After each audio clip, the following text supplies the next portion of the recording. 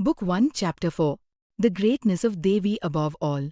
The Rishis said, O Soumya, how was Shuka Deva born, who studied these Purana Sanhitas?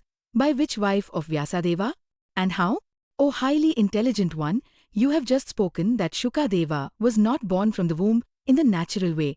He was born of the dry pieces of wood for Homa sacrifice. But we heard before that the great ascetic was a yogi even in his mother's womb, so a great doubt comes to our minds. You better remove that today. How he studied also these Puranas, as vast in their nature, say this. Suta said, in long past days, Satyavati's son Veda Vyasa, while in his own hermitage on the banks of the river Saraswati, was greatly surprised to see a pair of kalvinko, sparrows. He saw the pair putting frequently the food into the beak of their young one, just born of the egg, of beautiful body, red mouth, and greasy body. They did not care at all for their own hunger and toil. All they were caring for is to nurture their young one. He said also that the pair are rubbing their bodies over the young one's body and kiss lovingly its mouth, feeling the highest pleasure. Seeing this wonderful affection of the two sparrows towards their young, Veda Vyasa became very anxious and thought over the following in his mind. Oh, what wonder is there, when the birds have so much filial affection towards their child, that men, who want services from their sons, would show their affection towards their sons. This pair of sparrows will not perform the happy marriage of their young one, and will not see the face of their son's wife, nor, when they grow old, will their child become very religious, and serve them to attain great merits in heaven. Nor do they expect that their child would earn money and satisfy them, nor would the child perform Shraddha when they would be in the next world. Nothing of all these. Nor will the child perform the Shraddha ceremony at Gaya. Nor will the child offer the oblation of a blue bull on the day of offering the sacrifice to its ancestor. The bull is then let loose and held sacred.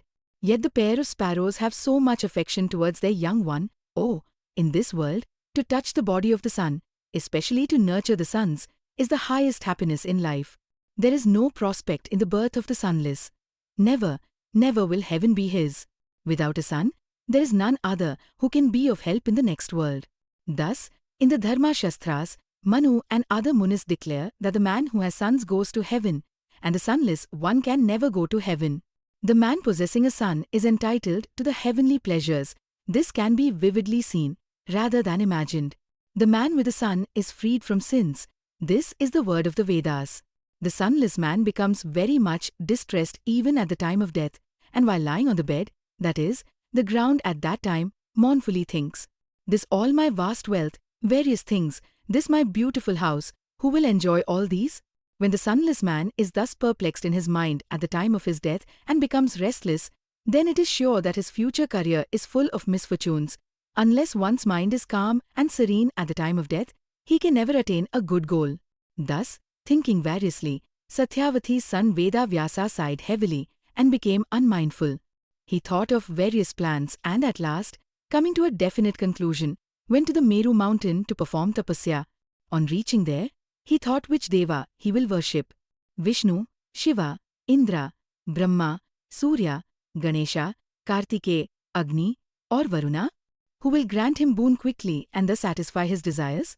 While thus cogitating in his mind, came there the Muni Narada, of one mind with lute in hand, accidentally in his course of travels.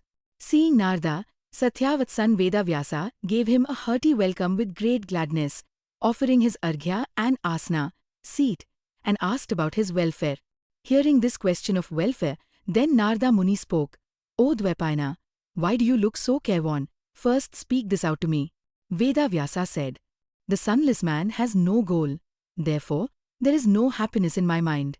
I am always anxious to get a son, and therefore, I am very sorry. Today my mind is sorely troubled with one idea, which Deva I may satisfy by my Tapasya, who will grant me my desires. Now I take your refuge. O merciful Maharshi, you are omniscient. Say this quickly. Which Deva I will take for my refuge, who will grant me a son? Suta said, thus questioned by Krishna Dvaipayana Veda Vyasa, the high-souled Narada Muni, well versed in the Vedas, became very glad and spoke thus. O highly fortunate Parshara's son, the question that you have asked me today was formerly asked by my father to Narayana. Narayana Vasudeva, the Deva of the Devas, the creator, preserver, and destroyer of the universe, the husband of Lakshmi, the four-armed, wearing yellow garment, holding conch shell, discus, club, and with a mark Srivatsa, a mark or curl of hair on the heart of Vishnu, adorning his breast and decorated with Kaustubham, the divinity himself, became merged in great yoga. At this, my father became greatly surprised and said, O Janardana, thou art the Deva of the Devas, the Lord of the present, the past, and the future, the Lord of this universe. Why art thou meditating in yoga? And what is it that thou art meditating? O best of the Devas, thou art the Lord of the entire universe, and yet thou art now merged in deep meditation. At this, I am greatly surprised. My surprise is not without foundation. Thou canst thyself see. What more wonderful than this can happen? O Lord of Rama, I am sprung from the lotus from thy navel, and have become the Lord of this whole universe. Who is there in this universe that is superior to thee? Kindly say this to me. I know, O Lord of the universe, that you are the ultimate cause of all. You are the creator, sustainer, and destroyer, capable of accomplishing all tasks. O Maharaja, at thy will, I create this whole universe, and Rudra destroys in due time this world. He is always under thy command. O Lord, by thy command, the sun roams in the sky, the wind blows in various auspicious or inauspicious ways, the fire is giving heat, and the cloud showers rain. I don't see in the three lokas anyone superior to thee. Whom are you meditating upon, O Lord? This causes great doubt in my mind. I do not see any God greater than you in the three worlds. Out of compassion, please tell me today, as I am your devoted follower. It is remembered that great ones rarely hide anything significant. Hearing those words, Hari, Vishnu, spoke to Prajapati, Brahma. Listen attentively, O Brahma, as I reveal to you what is in my mind.